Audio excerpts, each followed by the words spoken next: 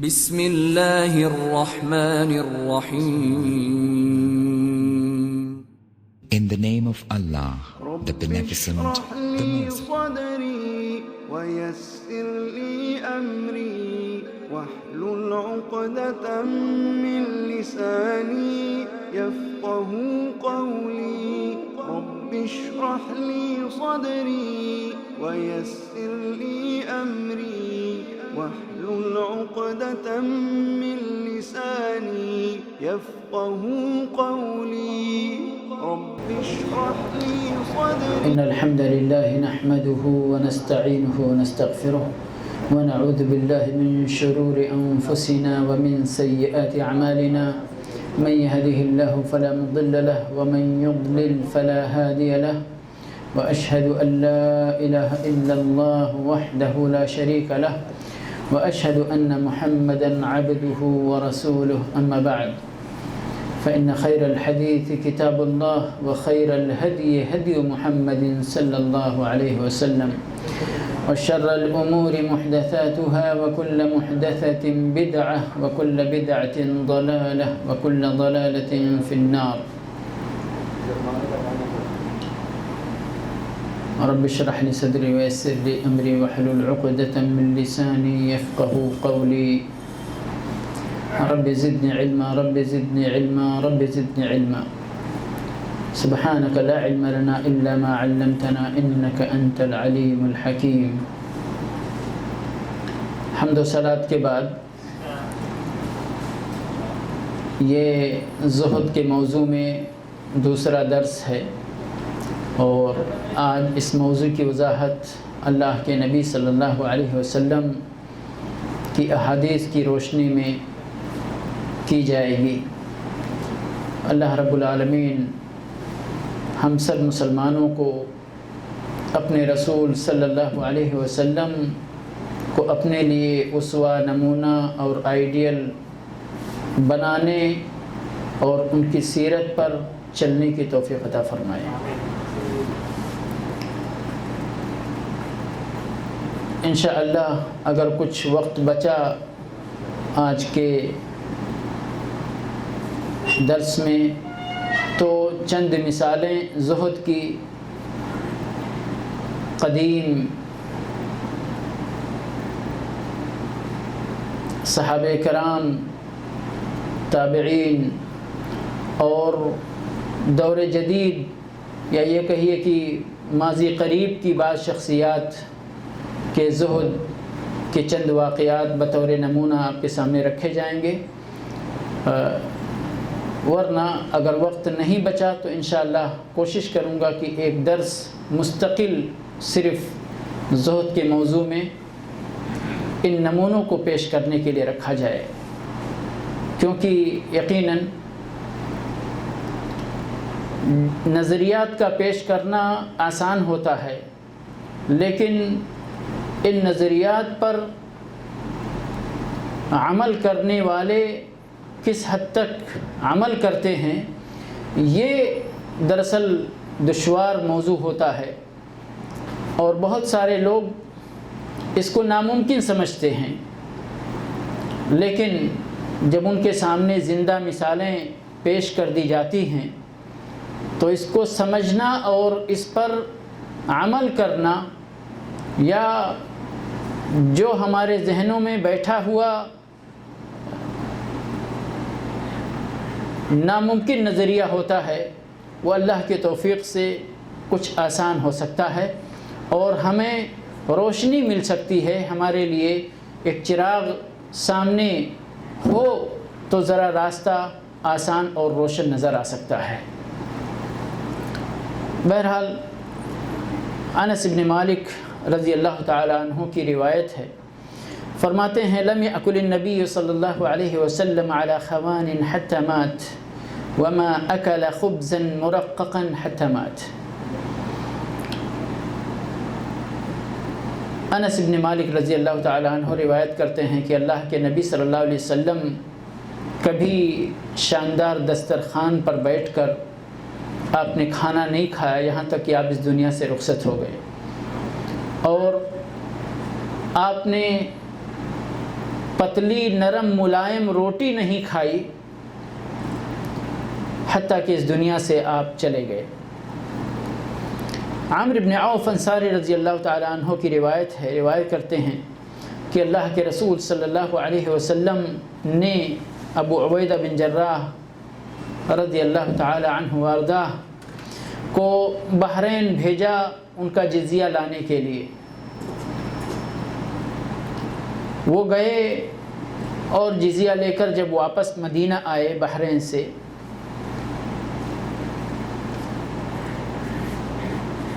پہنچ گئے، لوگوں کو معلوم ہوا، لوگ بڑے خوش ہوئے، فقر و فاقہ کی حالت تھی۔ جب لوگوں کو یہ خوشخبری ملی کہ کچھ مال باہر سے آیا ہے، یہ امید جاگی کہ کچھ نہ کچھ حصہ ہمارا بھی اس میں لگے گا، تو یہ فطری خوشی ہے لوگوں کے اندر پیدا ہوئی۔ اللہ کے نبی صلی اللہ علیہ وسلم نے لوگوں کو مخاطب کر کے فرمایا، اے لوگو، اے میرے صحابہ، تم بشارت قبول کرو، خوش ہو جاؤ اور اپنی خوشی کی امید رکھو، پرمسرت زندگی کی امید رکھو۔ فواللہ للفقر اخشى علیکم، اللہ کی قسم میں تمہارے بارے میں فقر اور محتاجگی کے سلسلے میں مجھے کوئی اندیشہ اور خدشہ نہیں ہے، ولیکنی اخشى علیکم ان تبسط علیکم الدنیا، مجھے خدشہ تو اس بات کا ہے، اندیشہ اس بات کا ہے، خوف اور خطرہ اس بات کا ہے کہ تمہارے سامنے دنیا کو پھیلا دی جائے، دنیا پھیلا دی جائے، دنیا کی کشادگی تمہارے سامنے ہو، اور پھر کما بسطت علی من کان قبلکم، اس طرح پھیلا دی جائے دنیا تمہارے سامنے جس طرح تم سے پہلی قوموں کے سامنے دنیا وسیع کر دی گئی تھی، کشادہ کر دی گئی تھی، پھیلا دی گئی تھی۔ پھر انجام فتنافسوها کما تنافسوها، تو تم بھی اس دنیا کے پیچھے بھاگنا اور ایک دوسرے کے ساتھ مسابقہ کرنا، ریس کرنا، دنیا کمانے میں ایک دوسرے سے آگے بڑھنے کی کوشش کرنا، مال جمع کرنے بٹورنے کی کوشش میں ایک دوسرے سے ریس کرنا، تمہارے اندر بھی یہ بات شروع ہو جائے جیسے کہ تم سے پچھلی قوموں کے اندر یہ بات پائی جاتی تھی۔ فَتُهْلِكَكُمْ كَمَا أَهْلَكَتْهُمْ، اور یہ تنافس فی الدنیا، دنیا کے اندر دوڑ، پھر یہ تم کو ہلاک اور برباد کر دے جیسا کہ تم سے پہلی قوموں کو ہلاک اور برباد اسی دنیا نے کر دیا ہے۔ تو یہاں دیکھیے اللہ کے نبی صلی اللہ علیہ وسلم کی اس حدیث کے اندر ایک طرف تو اس بات کی خوشخبری ہے کہ دنیا کی کشادگی ہمارے سامنے آنے والی ہے، فقر اور محتاجگی کا خدشہ اتنا نہیں ہے جتنا کہ مالی وسعت اور کشادگی کا ہے، اور دنیا کے سلسلے میں دوڑ اور ہوڑ کی ہے کہ ایک دوسرے سے آگے جانے میں جد و جہد کرو گے، حلال اور حرام کی تمیز بھی ہو سکتا ہے کسی موقع پہ مٹا بیٹھو گے، اور یہی چیزیں پچھلی قوموں کے لیے ہلاکت کا سبب بنی تھی، اور یہی چیز تمہاری ہلاکت کا سبب بن سکتی ہے۔ بڑی عظیم حدیث ہے، درس کا مقام ہے، نصیحت کی چیز ہے۔ ابو سعید خدری رضی اللہ تعالیٰ عنہ کی ایک حدیث سے فرماتے ہیں، جلس رسول اللہ صلی اللہ علیہ وسلم علی المنبر وجلسنا حوله فقال ان مما اخاف علیکم بعدی ما یفتح علیکم من زہرة الدنیا وزینتها۔ اللہ کے نبی صلی اللہ علیہ وسلم منبر پر بیٹھے اور ہم بھی آپ کے ارد گرد بیٹھ گئے۔ آپ نے فرمایا کہ مجھے جس سلسلے میں خدشہ اور اندیشہ ہے، خطرہ ہے، وہ اس بات کا ہے کہ دنیا کھول دی جائے تمہارے سامنے، کہ دنیا تمہارے سامنے کھول دی جائے گی۔ دنیا کی خوبصورتی، دنیا کی زینت، دنیا کے یہ پھول تمہارے سامنے کھل جائیں گے اور تم، نتیجہ حدیث کا ٹکڑا نہیں ہے، خوف اس بات کا ہے، حدیث کا مفہوم ہے کہ تم اس فتنے میں پڑھ کر، اس فتنے میں مبتلا ہو کر دنیا کے پیچھے بھاگو، اللہ کو اور اپنے دین کو اور آخرت کی فکر کو فراموش کر بیٹھو۔ ایک بڑی عظیم حدیث ہے اور سب کو اسے اپنے سامنے رکھنا چاہیے۔ بطور خاص ہم سب وہ لوگ جو اس دنیا میں مال و متاع کو اپنی نجات کا ذریعہ دانستہ یا نادانستہ سمجھ بیٹھتے ہیں یا سمجھ بیٹھے ہیں اور اس دنیا کے پیچھے بھاگتے ہیں، یا اپنی اولاد کے فتنے کو فتنہ نہ سمجھتے ہوئے اس کے اندر مبتلا ہو جاتے ہیں۔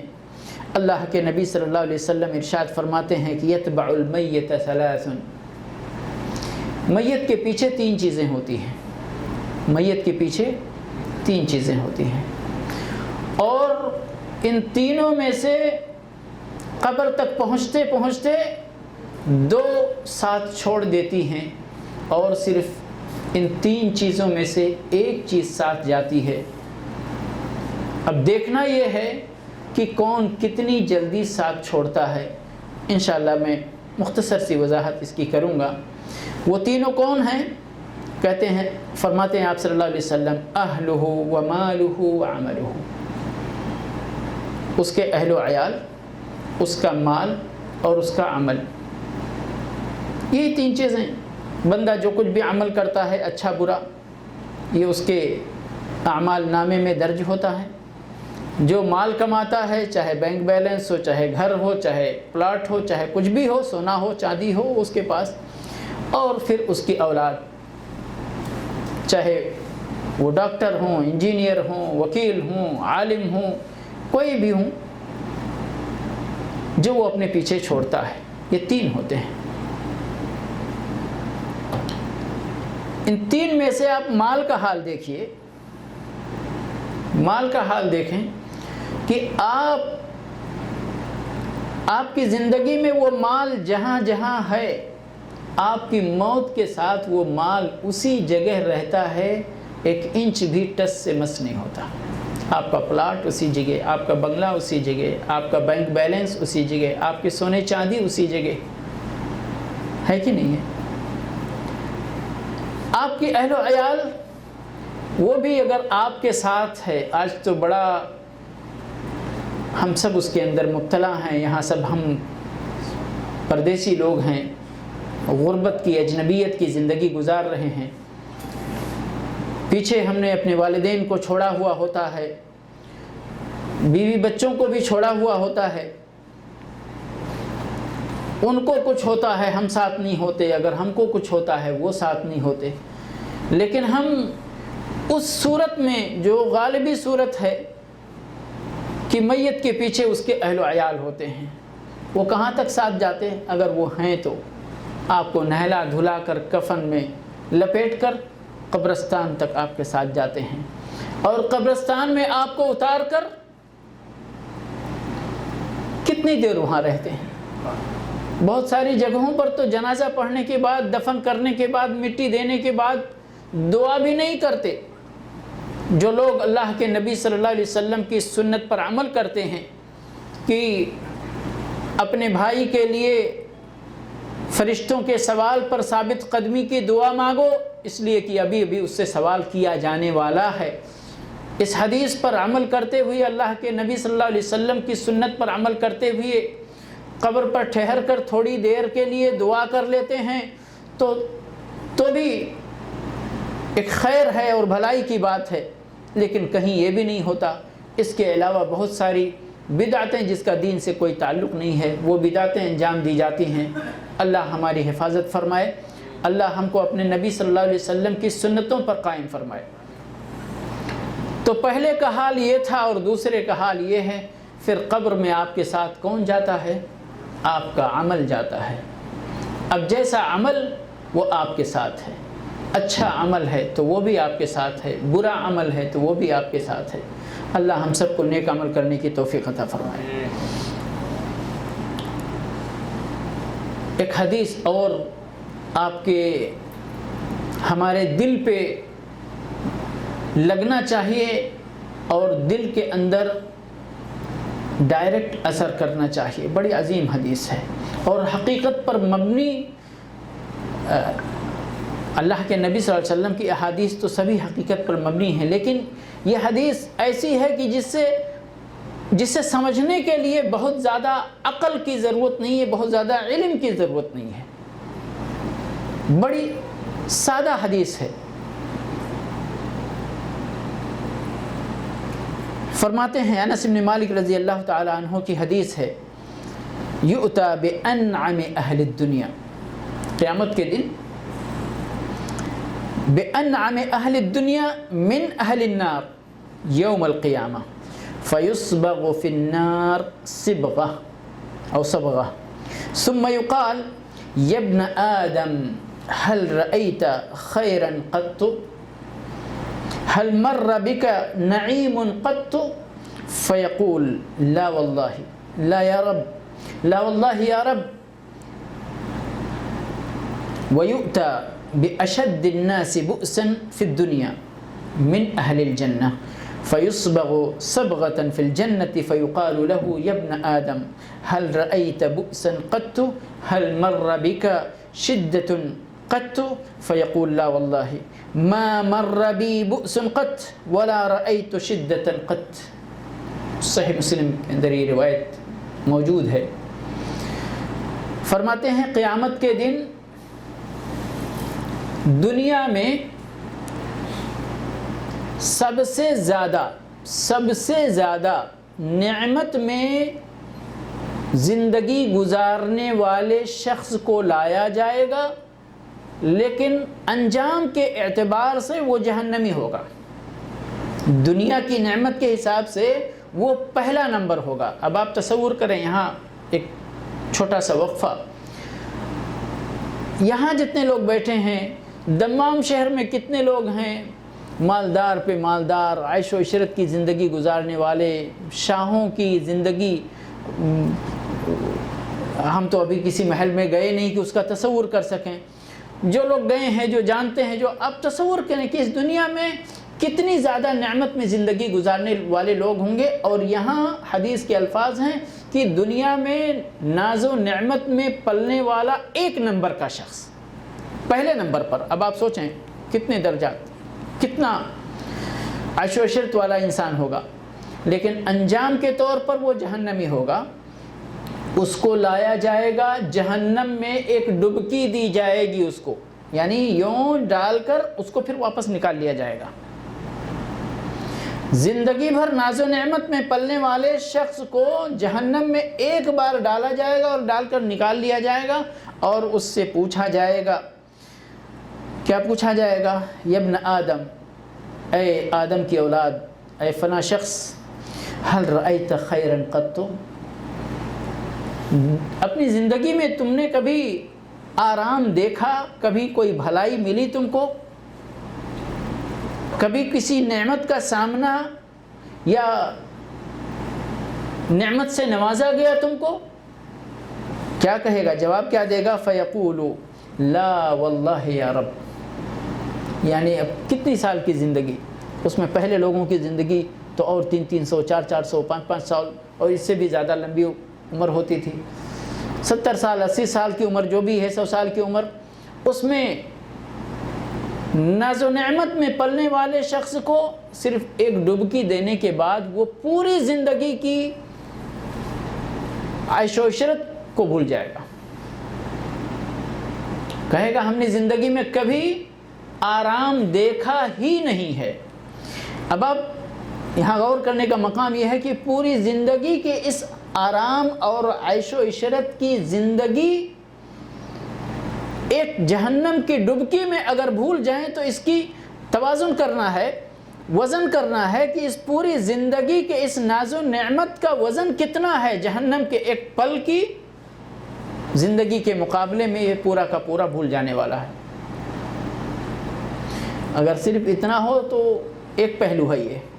دوسرا پہلو اسی طرح اس کے الٹا دنیا میں سب سے فقر کی زندگی، سب سے محتاجگی کی زندگی۔ اب محتاج بھی کتنے ہیں، ان کی بھی اپنی کہانی ہے۔ کتنے لوگ بھوکوں مرتے ہیں، کتنے بچوں کو آپ نے دیکھا ہوگا جو اچھے خوراک نہ پانے کی وجہ سے، اور بڑے بوڑھے بہت سارے۔ لیکن ان میں بھی سب سے آخری کیٹیگری کے بندے کو لایا جائے گا، لیکن انجام کے اعتبار سے وہ کیا ہوگا؟ جنتی ہوگا۔ اس کو لایا جائے گا قیامت کے دن، اور جنت میں اس کو ایک بار ڈال کے، وہی ڈبکی کا لفظ یہاں بھی استعمال کیا گیا ہے حدیث کے اندر، ایک بار جنت کے اندر ڈالا جائے گا اور ڈال کے فوراً نکال لیا جائے گا، اور نکالنے کے بعد پوچھا جائے گا اے ابن آدم، کیا کبھی تمہیں پریشانی لاحق ہوئی تھی دنیا میں؟ کبھی تمہیں دنیا میں پریشانی لاحق ہوئی تھی؟ جواب کیا دے گا؟ لا واللہ۔ یعنی پوری دنیا جتنے بھی اس کی زندگی، جتنے دنوں کی زندگی رہی ہوگی، پوری زندگی کی تکلیف کو جنت کے ایک لمحے میں بھول جائے گا۔ اب آپ وزن کریں یہاں بھی کہ اس تکلیف والی زندگی کو اگر آپ صبر کے ساتھ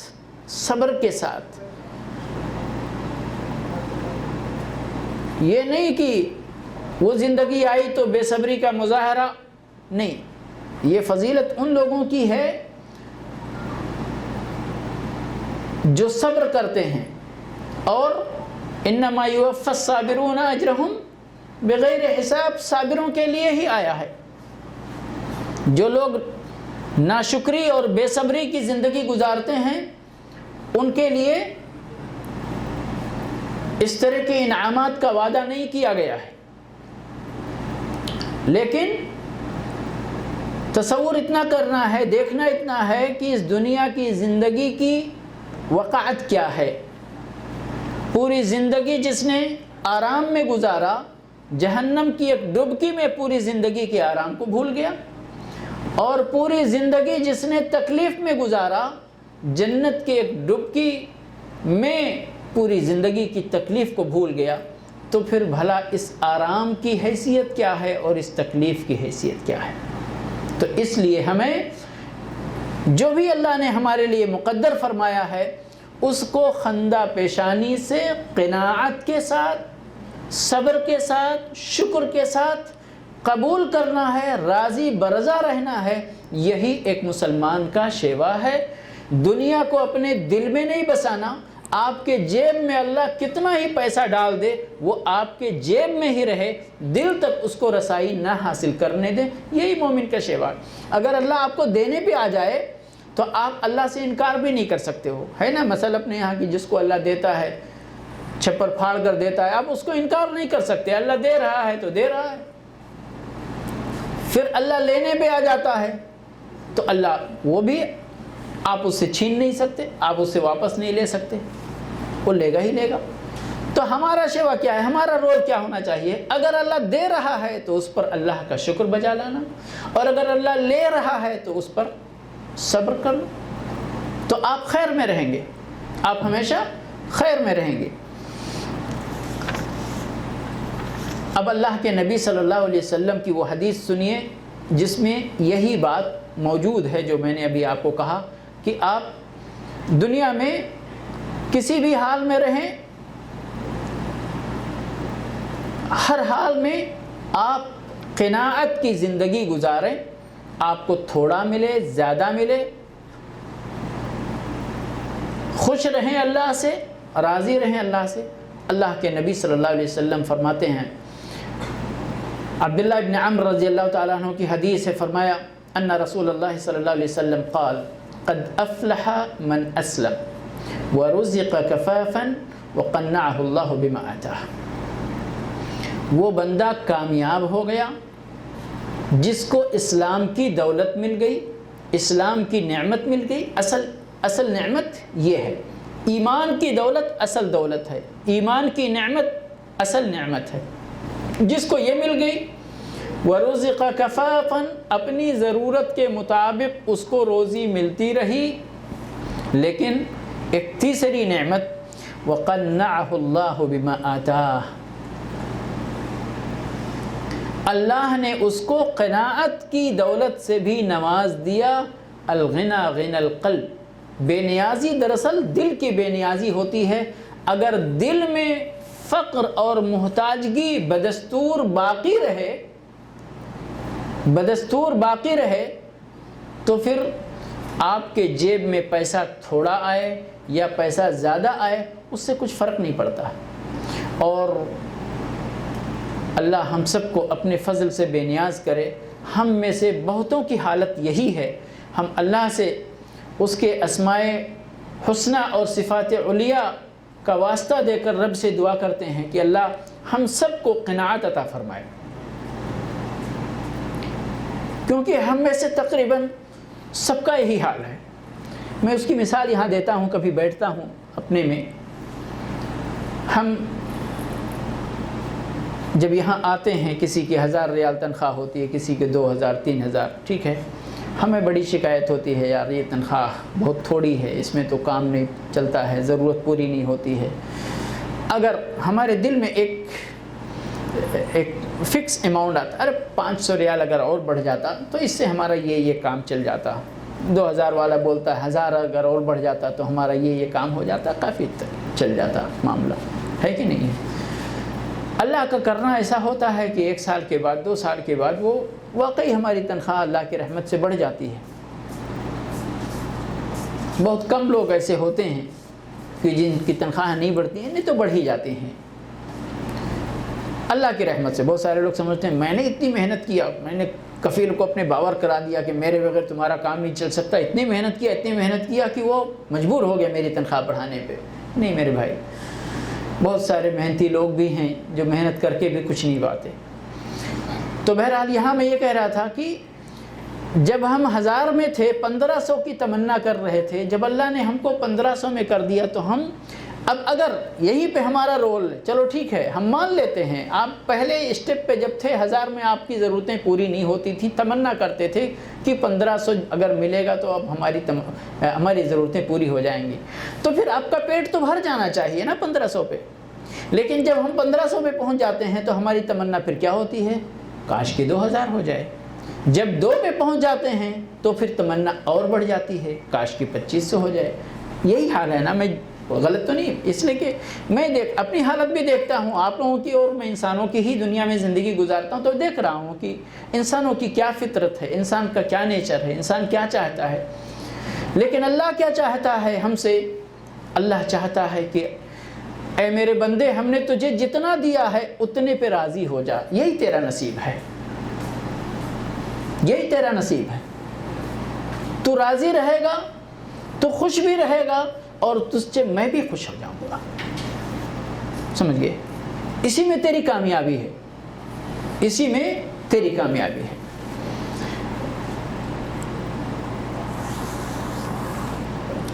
اسی لیے اس بے وقاتی کو دیکھتے ہوئے سبحان اللہ، میں نے پہلے بھی بیان کیا، بات آ گئی ہے تو ایسے ہی، کہ ایک طرف آپ یہ دنیا کا وزن دیکھیے اللہ کے نزدیک.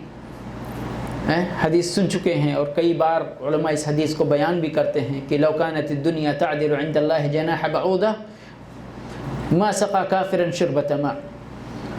کہ اس دنیا کا وزن اللہ کے نزدیک، اس پوری دنیا کا وزن، یا اللہ، اس پوری دنیا کا وزن، اور اس پوری دنیا میں جو کچھ نعمتیں، سونا چاندی پٹرول، سبحان اللہ، پٹرول نکل آئے تو پوری دنیا کی شکل ہی بدل گئی ہے کہ نہیں ہے؟ یہ اسی دنیا ہی میں تو ہے، کہیں الگ تو نہیں ہے. کتنا نکلا کتنا باقی ہے. بہت سارے لوگ ابھی اندازہ کرتے کہ وہ وہاں تو اتنا ہے خزانہ، اتنا ہے خزانہ، اتنا ہے خزانہ، وہاں اتنا سونا، اتنا سونا. آپ کو اگر 5 کلو سونا مل جائے تو آپ کی خوشی کا کیا حال ہوگا؟ ہے کہ نہیں ہے؟ لیکن تصور کرنا بہت ضروری ہے تاکہ آپ اس کی اہمیت کو پرکھ سکیں. ہم لوگ کیا ہوتا ہے، قرآن اور حدیث کے نصوص کو یوں ہی سرسری گزار دیتے ہیں اپنے، کہتے ہیں دل میں بٹھانا تو بہت دور کی بات، اس کو دماغ میں بھی نہیں بٹھاتے، اس کان سے سنتے اس کان سے نکال دیتے. اور کچھ لوگ تو اور اس سے بھی زیادہ سرسری بولتے، ادھر بھی نہیں آیا، اوپر سے ہی گزر گیا. ہے کہ نہیں ہے؟ ضروری ہے کہ آپ تھوڑا تصور کریں، تھوڑا رک جائیں، بریک لیں لیں تھوڑا. اب یہاں یعنی یہی حدیث لو کانت الدنیا تعدل عند اللہ جناح بعوضہ، اب آپ دنیا میں جب تک تھوڑا سا رکیں گے نہیں، دنیا کی اس مال و دولت کا ایک بار اندازہ نہیں لگائیں گے، جب تک آپ کے نزدیک اگر میں ترجمہ کر کے یوں ہی سرسری نکل جاؤں کہ اگر دنیا اللہ کے نزدیک مچھر کے پر کے برابر ہوتی تو اللہ تعالیٰ کسی کافر کو ایک چلو پانی نہیں دیتا، بات ختم ہو گئی. ختم ہو گئی کہ نہیں ختم ہو گئی؟ لیکن اگر آپ کیلکولیٹر لے کر کاؤنٹ کرنے بیٹھیں، بھئی سعودی کے پاس کتنا مال ہے، قطر کے پاس کتنا مال ہے، امریکہ کے پاس کتنا مال ہے، رشیا کے پاس کتنا مال ہے، چائنا کے پاس کتنا مال ہے، جاپان کے پاس کتنا مال ہے، وہ سارے مال کو اکٹھا کر دیجئے تو کتنا مال ہو گیا. یہ تو ابھی ہے، اور کتنا لوگ خرچ کر کے چلے گئے ابھی تک کوئی دنیا میں، اور کتنا ابھی اللہ نے زمین میں دفن کر رکھا ہے.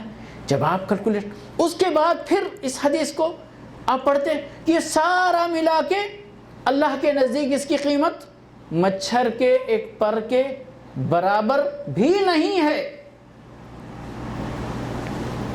تب آپ کو کچھ اس حدیث کا وزن معلوم ہوگا کہ نہیں معلوم ہوگا؟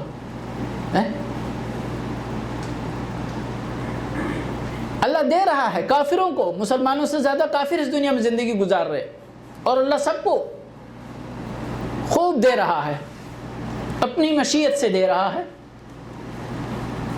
ان کے اوپر خوش ہو کر نہیں دے رہا ہے، لیکن اپنی حکمت اور اپنی مشیت سے دے رہا ہے. اگر مچھر کے پر کے برابر بھی دنیا کی قیمت ہوتی تو اللہ نہیں دیتا کسی کو. اس کا مطلب کہ نہیں ہے، یعنی مچھر کے پر سے بھی اس دنیا کی اتنا جو میں نے ابھی تھوڑا سا آپ کو مثال کے طور پر کاؤنٹ کرایا کہ وہ سب ملا کر بھی اللہ کے نزدیک دنیا مچھر کے پر کے برابر بھی نہیں ہے. تو پھر کیا وقت ہے؟ اب آپ سوچ لو، مچھر بھی آپ کے سامنے ہی ہے. پھر بھی ہم اس دنیا کے لیے ابھی اس تقریر کے بعد، اس حال کے بعد جائیں گے تو ہمارا بھی، آپ کا بھی، اور الا من رحم اللہ، سب کا وہی ایک حال ہو جائے گا. اللہ سے توفیق مانگنا چاہیے. اسی لیے اللہ کے نبی صلی اللہ علیہ وسلم نے ایک طرف دنیا کے سلسلے میں یہ حدیثیں جو آپ کو میں نے ابھی بتایا، اور دوسری طرف رکعت الفجر خیر من الدنیا وما فیہا، کتنی مشہور حدیث ہے کہ فجر کی 2 رکعت، علماء نے کہا یہ فرض نہیں، یہ سنت ہے. فرض تو چھوڑیں، سنت ہے. خیر من الدنیا وما فیہا، دنیا وما فیہا سے بہتر ہے.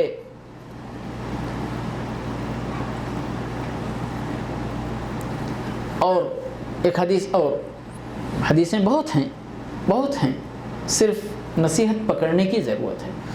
اللہ کے نبی صلی اللہ علیہ وسلم ارشاد فرماتے ہیں لأن اقول سبحان اللہ الحمدللہ لا الہ الا اللہ اللہ اکبر. کتنے کلمات؟ 4 کلمات. سبحان اللہ، الحمدللہ، لا الہ الا اللہ، اللہ اکبر، 4 کلمات. احب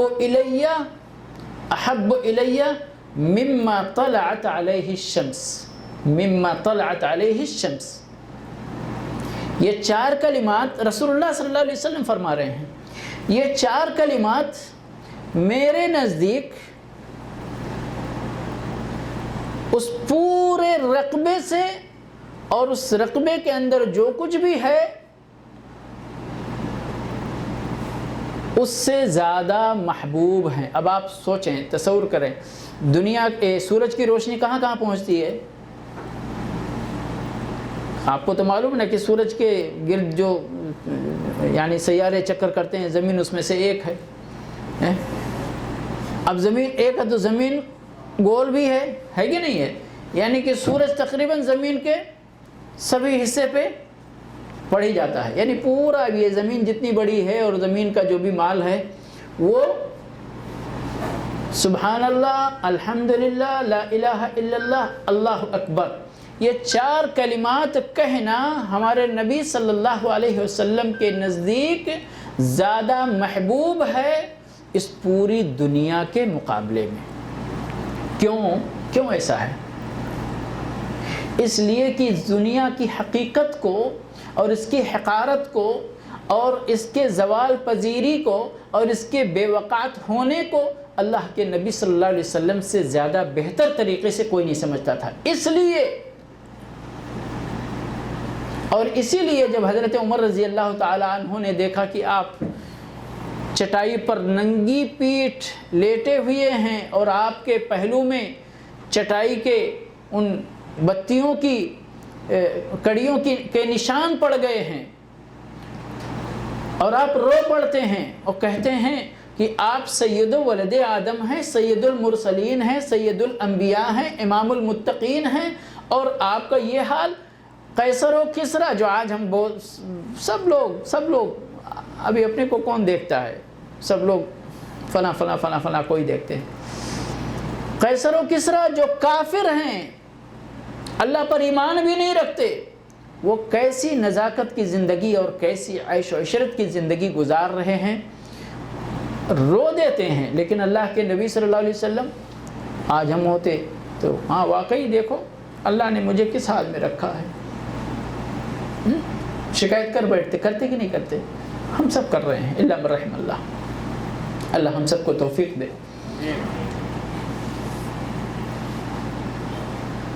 آپ نے کیا فرمایا؟ عمر کیا ہو گیا تم کو؟ مالی وللدنیا، مجھے دنیا سے کیا تعلق ہے؟ میرا اس دنیا اور دنیا کی نعمتوں سے کیا رشتہ ہے؟ میری مثال تو اس دنیا میں ایک مسافر کی ہے، استظل تحت شجرۃ ثم مشى، مختلف الفاظ ہیں جس کا معنی یہ ہے۔ میری مثال تو دنیا میں ایک سوار کے جیسے ہے، اور آپ معنی حدیث کا معنی سمجھنا ہے تو تھوڑا پیچھے جانا پڑے گا۔ آج تو ماشاءاللہ درخت کے نیچے تھوڑا آرام کرنے کی بھی ضرورت نہیں ہے، کیونکہ آرام کا سامان آج ہماری گاڑی میں موجود ہے کہ نہیں ہے؟ پہلے جب لوگ گرمی اور تپش میں سفر کیا کرتے تھے، دھوپ میں چلتے چلتے تھک جاتے، پیاس لگ جاتی، ان کو تھوڑی سی آرام کی ضرورت پڑتی، تو وہ مثال اللہ کے نبی صلی اللہ علیہ وسلم نے اپنے زمانے کے سفر اور مسافروں کا جو طریقہ تھا اس کے حساب سے مثال دی کہ میری مثال تو ایک مسافر کی طرح ہے، اس سوار کی طرح ہے جو چلتا ہے، جہاں اس کو ایک درخت مل جاتا ہے تو اپنی تھوڑی تھکان مٹانے کے لیے، اپنے اس دھوپ اور تپش سے جو وہ نڈھال ہو گیا ہے، ذرا اپنی قوت واپس لانے کے لیے تھوڑی دیر اس درخت کے نیچے آرام کر لیتا ہے اور پھر اس درخت کو چھوڑ کر آگے بڑھ جاتا ہے۔ یہ نبی صلی اللہ علیہ وسلم نے مثال دی۔ اللہ ہم سب کو توفیق عطا فرمائے۔ یہاں ایک نقطہ بہت ضروری ہے واضح کرنا کہ کیا مالداری میں بھی زہد کا مزہ بندہ لے سکتا ہے؟ میں نے کہا نا کہ اگر اللہ تبارک تعالیٰ دینے پہ آ جائے تو آپ منع بھی نہیں کر سکتے، دینے پہ آئے تو منع بھی نہیں کر سکتے، کوئی نہ اللہ سے چھین سکتا ہے اور نہ روک سکتا ہے۔ پھر آپ کا رول شروع ہوتا ہے، اللہ دے تو آپ کو کیا کرنا ہے، اللہ لے تو آپ کو کیا کرنا ہے، اللہ محروم رکھے اگر اپنی حکمت سے تو آپ کو کیا کرنا ہے، سمجھ گئے؟ امام احمد ابن حنبل رحمۃ اللہ علیہ سے کسی نے پوچھا کہ کیا کوئی انسان مالدار ہونے کے باوجود بھی زاہد ہو سکتا ہے، زہد کی زندگی گزار سکتا ہے؟ امام احمد نے کہا ہاں گزار سکتا ہے۔ اس کا معیار کیا ہے؟ مالدار آدمی کے زہد کا معیار کیا ہے؟ اور یہ کیسے آپ تصور کر سکتے ہیں کہ آپ مالدار بھی ہیں اور آپ زاہد بھی ہیں؟ فرمایا ان کان لا یفرح بزیادتہ ولا یحزن بنقصانہ، یہ زہد ہے. اللہ تو دے رہا ہے، آپ کو دے رہا ہے. اگر آپ مال جب زیادہ ہو رہا ہے تو آپ مال کی زیادتی سے اگر خوش نہیں ہو رہے ہیں، اور اگر مال آپ کا کہیں جا رہا ہے، کم ہو رہا ہے، تو آپ اس پر غمگین نہیں ہو رہے ہیں، نہ آنے سے زیادہ خوش ہوتے ہیں نہ جانے سے زیادہ غمگین ہوتے ہیں، تو گویا کہ آپ زاہد ہیں. کیونکہ مال تو آتا ہے جاتا ہے، یہ اس کا کام ہے. آپ کے دل کی حالت یکساں ہے، آنے پہ بھی وہی ہے دل جو جانے پہ ہے، تو آپ زاہد ہیں. زہد آپ کا باقی ہے. پھر عثمان غنی رضی اللہ تعالیٰ عنہ، عبد الرحمن ابن عوف رضی اللہ تعالیٰ عنہ، مال کی کمی تھی ان لوگوں کے پاس، لیکن پھر بھی زاہد کے زاہد رہے. اور ان کا زہد ایسا رہا جو قابل مثال رہا. زہد قابل مثال رہا. عمر بن عبدالعزیز رحمۃ اللہ علیہ، ان کو 5واں خلفائے راشدین کہا جاتا ہے، لیکن اگرچہ یہ بات اپنے آپ میں صحیح نہیں ہے، لیکن صرف یہ کیوں کہا جاتا ہے؟ یہ ان کے زہد، ان کے ورع، ان کے طریقے خلافت کی وجہ سے کہا جاتا ہے، ان کے عدل اور انصاف کی وجہ سے کہا جاتا ہے. آپ کے سامنے خلفائے اربع، ان کی زندگی پوری کی پوری وہ تصویر آپ کے سامنے موجود ہے. یہ خلیفہ تھے. اور یہ اتنی بڑی مملکت، اتنی بڑی خلافت کے امیر بن چکے تھے کہ اگر مال اکٹھا کرنا چاہتے تو مدینہ میں اتنے بڑے بڑے محل بنوا سکتے تھے، آپ سوچ بھی نہیں سکتے. اتنا مال، اتنا جزیہ، اتنا مال غنیمت آنے لگا تھا. اب آپ سوچیں حضرت عمر رضی اللہ تعالیٰ عنہ کے زمانے ہی میں پورا شام فتح ہو چکا تھا. اور یہ نہ کہیں کہ پہلا زمانہ تھا، لوگوں کے پاس اتنا مال نہیں تھا. شام کی سرزمین جس طرح آج خیرات کا منبع ہے، اسی طرح اس زمانے میں بھی شام کی سرزمین پورا فلسطین سے لے کر کے یہ جو آج کل سیریا ہے، لبنان ہے، اردن ہے، فلسطین ہے، یہ پورا خطہ اللہ رب العالمین نے اس کو بابرکت زمین کا نام دیا ہے. سبحان الذی اسری بعبدہ لیلا من المسجد الحرام الى المسجد الاقصى الذی بارکنا حولہ. اس کے ارد گرد جتنی زمینیں ہیں رب العالمین نے کیا فرمایا؟ ہم نے اس کے اندر برکت عطا فرمائی ہے. تو جس طرح آج کسی حج کے زمانے میں ایک سوری سے میری ملاقات ہوئی، وہاں جو ادھر سے ہی آیا تھا، کوئی ٹریلا وغیرہ لے کے کچھ ایسے ہی حج پہ گیا تھا وہ بھی، تو کوئی بات کسی مسئلے پہ یعنی کہ کچھ خسارے اور اس کی بات تھی، بولا ہمارے یہاں ایک سیزن گیہوں کا آ جائے، گیہوں کا ایک سیزن، اور اچھی طرح سے بارش وغیرہ ہو جائے تو یہ جو خسارہ ہوا اتنے سال کا یا اتنی چیزوں کا، وہ ایک سیزن کی پیداوار سے ہمارا وہ خسارہ پورا ہو جائے گا. آپ کو معلوم ہے مکہ کے قافلے کہاں جایا کرتے تھے؟ گیہوں اور یہ ساری بہت ساری چیزیں لانے کے لیے ادھر ہی جاتے تھے. زیتون کا تیل، زبیب، اور یہ جو بھی گیہوں اور اس طرح کی چیزیں کھانے کی، یہ پہلی چیزیں.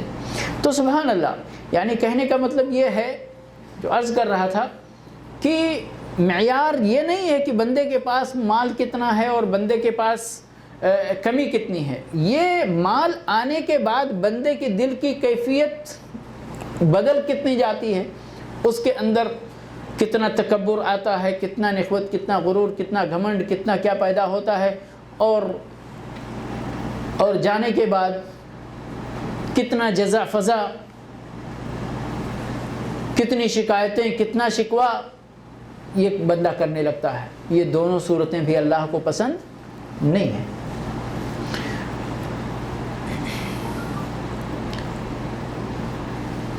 زہد کا فائدہ کیا ہے؟ بہت بڑا فائدہ ایک حدیث کے اندر بیان کیا گیا ہے، وہ فائدہ دیکھیے سبحان اللہ۔ سہل ابن سعد رضی اللہ تعالی عنہ کی روایت ہے، فرماتے ہیں جاء رجل الى النبی صلی اللہ علیہ وسلم فقال یا رسول اللہ دلنی علی عمل اذا عملته احبنی اللہ واحبنی الناس۔ ایک صحابی اللہ کے نبی صلی اللہ علیہ وسلم کی خدمت میں حاضر ہوئے اور آپ سے دریافت کیا، فرمایا اے اللہ کے نبی صلی اللہ علیہ وسلم ہمیں آپ ایک ایسے عمل کی طرف رہنمائی فرما دیں کہ جو اگر میں کر لوں تو لوگ بھی مجھ سے محبت کرنے لگیں اور اللہ بھی مجھ سے محبت کرنے لگے۔ بندہ کیا چاہتا ہے؟ اس یہ بہت بڑی نعمت ہے نا کہ لوگ بھی آپ کو چاہیں اور اللہ بھی آپ کو چاہے، ادھر بھی عزت ادھر بھی عزت۔ تو اللہ کے نبی صلی اللہ علیہ وسلم نے ارشاد فرمایا ازہد فی الدنیا یحبک اللہ، دنیا میں دنیا کے تعلق سے زہد اختیار کرو، اللہ تمہیں پسند کرنے لگے گا، اللہ تم سے محبت کرنے لگے گا۔ وزہد فیما فی اید الناس، اور لوگوں کے ہاتھ میں جو ہے، کیا ہے لوگوں کے ہاتھ میں؟ آپ کو عزت دینا، آپ کو ذلت دینا، یہ لوگوں کے ہاتھ میں ہے۔ تھوڑا سا اللہ کا دیا ہوا مال لوگوں کے ہاتھ میں ہے کہ نہیں ہے؟ تو وزہد فیما فی اید الناس، لوگوں کے ہاتھوں میں جو چیز ہے اس کے تعلق سے تم زاہد بن جاؤ، یحبک الناس۔ اگر آپ لوگوں سے مانگنا شروع کریں، ایک بار دے گا، دو بار دے گا، تیسری بار کہے گا ارے یار اس کا تو پیشہ بن گیا ہے، اس نے تو عادت بنا لیا ہے، اس کا تو ایسا ہو گیا ہے ویسا ہو گیا ہے کہ نہیں ہے؟ اور سبحان اللہ، اللہ کی ذات آپ جتنا مانگیں اتنا اللہ خوش ہوتا ہے، جتنا مانگیں اتنا اللہ خوش ہوتا ہے کہ نہیں ہے؟ سبحان اللہ، کتنا فرق ہے اللہ اور اللہ کے بندوں میں۔ تو یہاں بہرحال دو باتیں اللہ کے نبی صلی اللہ علیہ وسلم نے رہنمائی فرمائی کہ دنیا کے تعلق سے تم بے نیازی دل میں پیدا کر لو، زہد پیدا کر لو، قناعت بھر لو، اللہ خوش ہو جائے گا۔ اور لوگوں کے سامنے گویا ہاتھ پھیلانا چھوڑ دو، لوگ ہمیشہ خوش رہیں گے تم سے۔ اور یقین مانیں تجربے کی بات ہے، آپ غریب بھی ہیں، آپ کے پاس مال نہیں ہے، لیکن اگر آپ لوگوں کے سامنے ہاتھ نہیں پھیلاتے ہیں تو آج نہیں عزت کریں گے، کل نہیں عزت کریں گے، پرسوں مجبور ہو کر آپ کی عزت کریں گے۔ اور اگر زبان سے اس کا اعتراف نہیں کرتے تو دل سے اعتراف کیے بغیر چارہ نہیں ہوتا، جس کا اظہار کبھی نہ کبھی ہو ہی جاتا ہے، جس کو ہم اپنے اور اگر مختصر کریں اس موضوع کو، خوددار آدمی کی عزت سبھی کرتے ہیں اور کرنا ہی پڑتا ہے، اور خودداری کی تعریف لوگ سامنے نہیں کرتے۔ غریب آدمی کی تعریف سامنے کرنے کو اپنی کسر نفسی سمجھتے ہیں، ارے میں اس کی تعریف اس کے سامنے کروں گا تو، لیکن دوسری جگہ ہاں فلاں دیکھو غریب ہے، ایسا ہے ویسا ہے، لیکن کسی کے سامنے ہاتھ نہیں پھیلاتا ہے۔ اللہ کے نبی صلی اللہ علیہ وسلم کی تعلیم ہے جو وَزَهَدْ فِي مَا فِي أَيْدِ النَّاسِ يُحِبُّكَ النَّاسِ، لوگ تم سے محبت کریں گے۔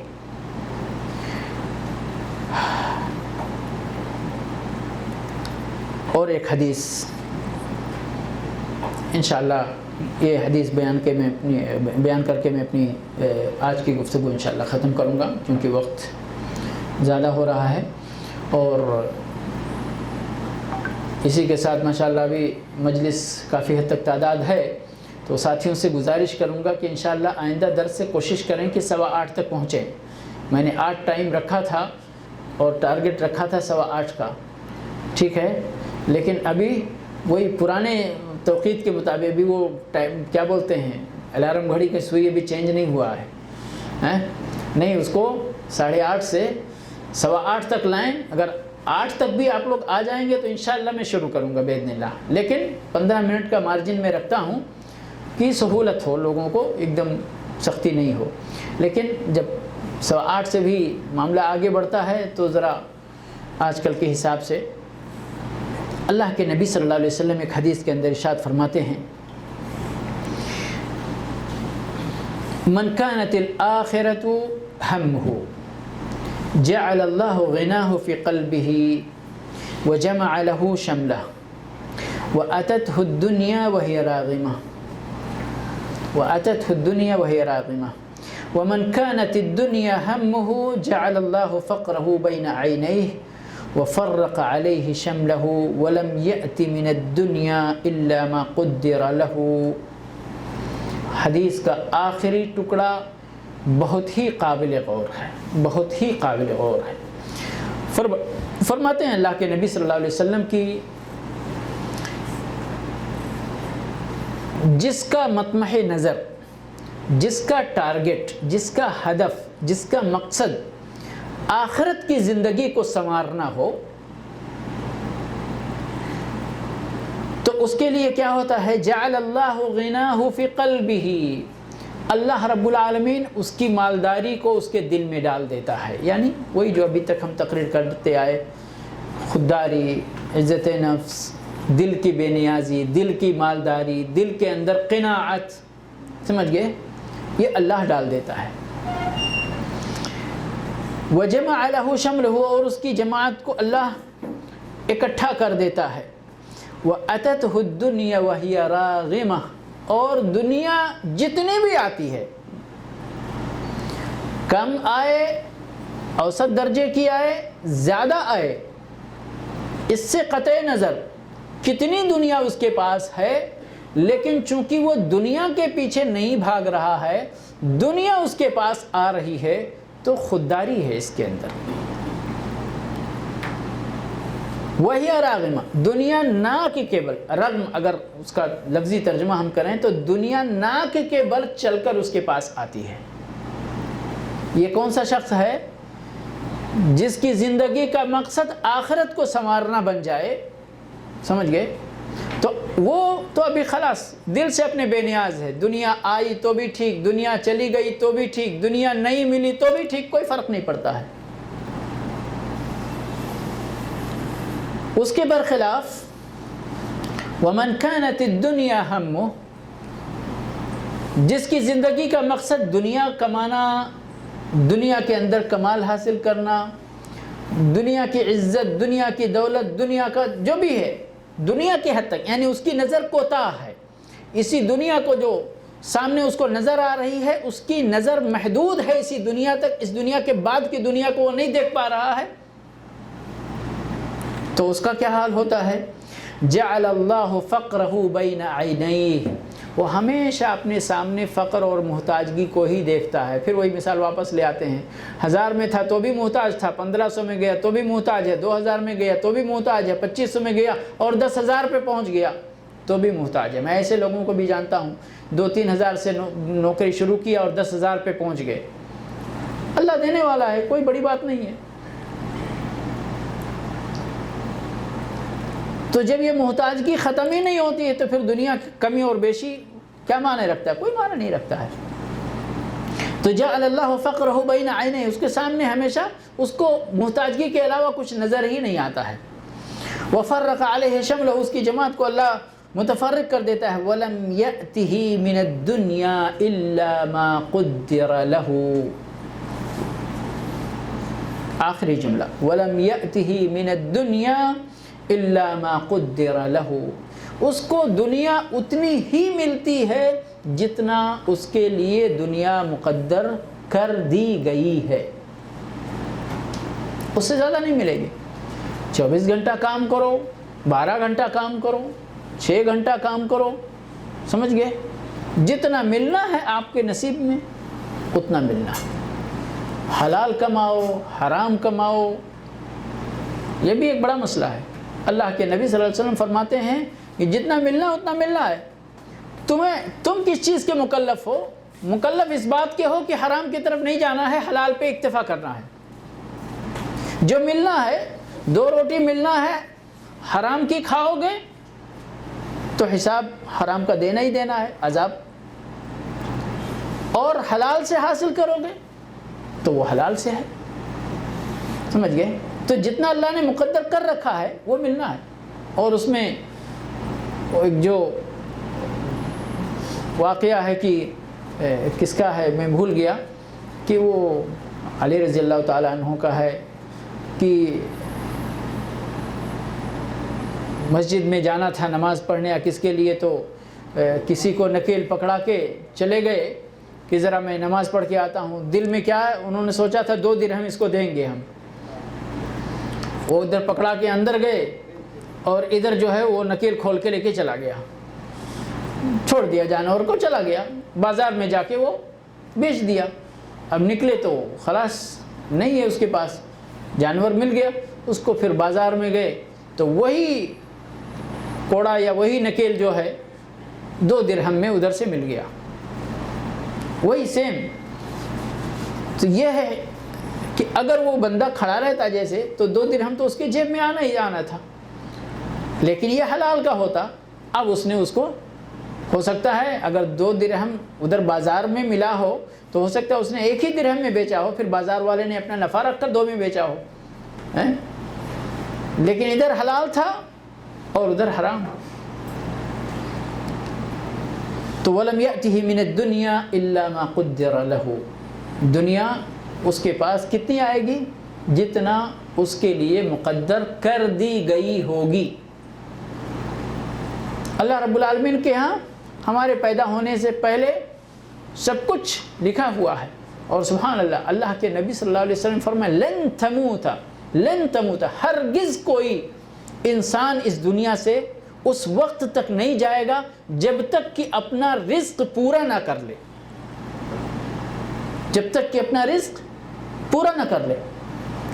تو کس کے لیے کیا ہماری یہ جو اپنی تگ و دو ہم اپنی طرف منسوب کرتے ہیں، ہم اتنی محنت کرتے اس لیے کماتے، ہم ایسے سب کچھ اللہ کی طرف سے یہ بنایا ہوا سسٹم ہے، ہم صرف پیچھے پیچھے بھاگ رہے ہیں.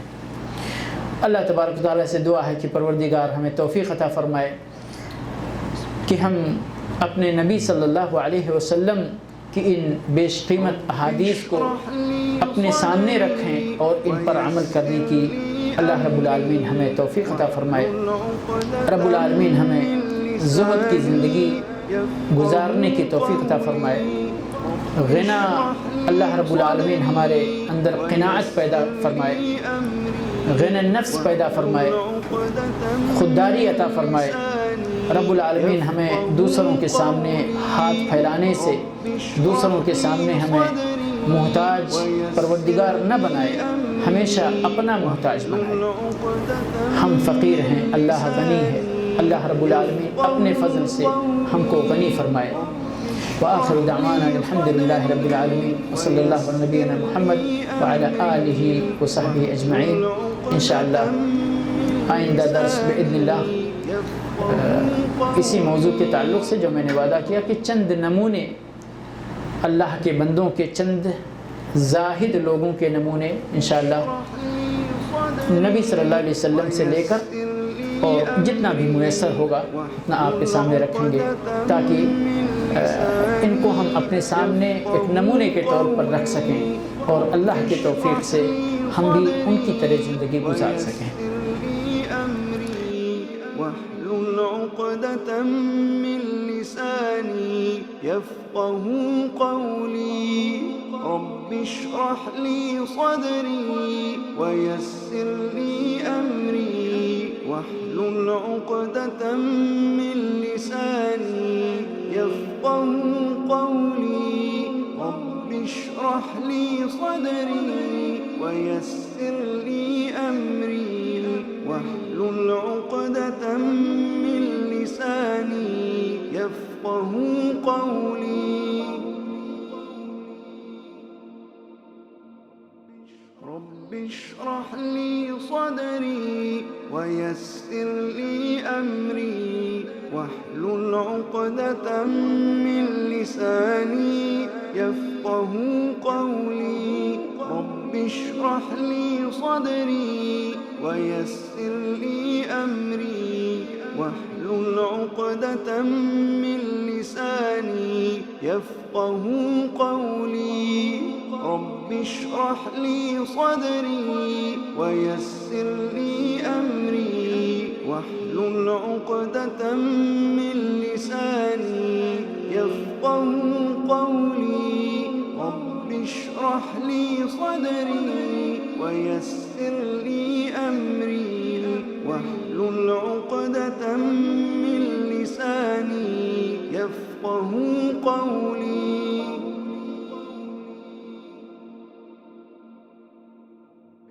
رب اشرح لي صدري ويسر لي أمري واحلل عقدة من لساني يفقه قولي. رب اشرح لي صدري ويسر لي أمري واحلل عقدة من لساني يفقه قولي.